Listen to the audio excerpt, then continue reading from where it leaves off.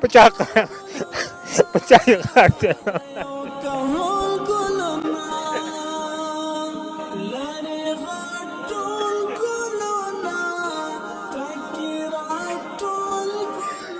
دا د افغان مهاجرو وضعیت ته د خپل وطن مینه د خپل وطن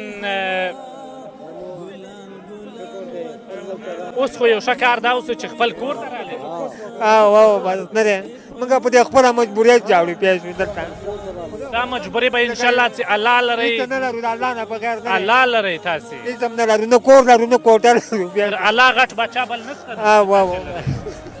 هېڅ وخت به تاسې د وږي سړي قبر ونه وینئ نو دا داسې څوک نه دي چې اعلان کړی چې یاره دا فلاني دولت یې مړه شو الله پاک د دې څخه دا په خپله کړې ده السلام علیکم ملګرو تاسو دا ویډیو کتل ډېرې ښایسته خبرې کړې وي موږ پاکستان پښتانه افغانستان پښتانه د بل له کلاسې نشته نو موږ خلکو یو بل سره رښتې کړي دي نو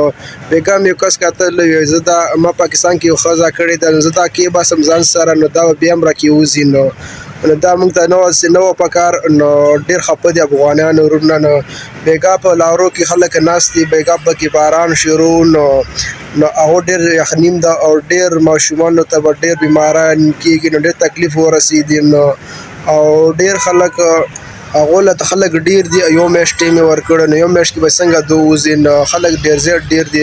د تورخم له اونڅه تر جمع پورې خلک لارې ولاړې دي په لینډ کې نو دا ټیکټ ټولو کې کړي دي نو ډېر مشکلات سره د افغانانو ورونه مخ دي نو اول هغو سره افغانستان پرېښود پاکستان ته کډې راوړې نو اوس لږ راښه شول په سهولت کې شول د پاکستان دې دپاره راغله موږ پاکستان کې لږ ژوند تېر کړو یا عزت کې به تېر کړو نو هغه اوس د پاکستان نه وباسي نو اوس بیا افغانستان ته کې وځي نو ډېر تکلیف سره افغانستان ورونه مخ دي نو بیګا مې شرمېډ ورونه کاته نو الله دې پاک دې دوی له ډېرې تېرې ورکړي ځکه چې نو پاکستانیان افغانستان ورونه په کې وځي نو هغو له چا غوښې راوړي چا چاولې راوړي وي نو خلکو له شی نه راوړي نو الله پاک دې ټولو سره ډېر ډېر ښه وکړي ځکه چې هغو سره په افغانستانیانو سره په غم کې شریک شي نو دا ډېره خبره ده ځکه چې موږ پښتانه دي پښتانه ورونه دي موږ سره بل سره رښتې کړي دي بل له کلاسې هم نشته هېڅ کله هم کلاسې هم نشته دی نو دوی بیا هم انشاءالله راکې وځي به ځکه چې بل سړی کلاسې نه وي نو خلکو به رښتې ورکړي نو دوی به څنګه بل نو خامخا به راکې وځي نو بیګا هم ډېر خفه شولو بیګا یخنیم ده او بیا باران هم شروع نو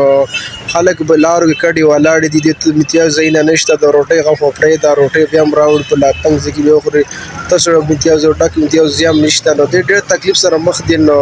دواګانې ورته کوئ هر سړی د خیر او خوشحالۍ سره ورشئ نو ویډیو کتلو ډېره مهرباني که زموږ یوټیوب چینل مې ویډیو ګورئ سبسکرایب کړئ فیسبوک پیج باندې ګوره فیسبوک پیج سره فالو کړئ ویډیو کتلو ډېره مهرباني مخکې به له ګوسې لازمي شیر کړئ والسلام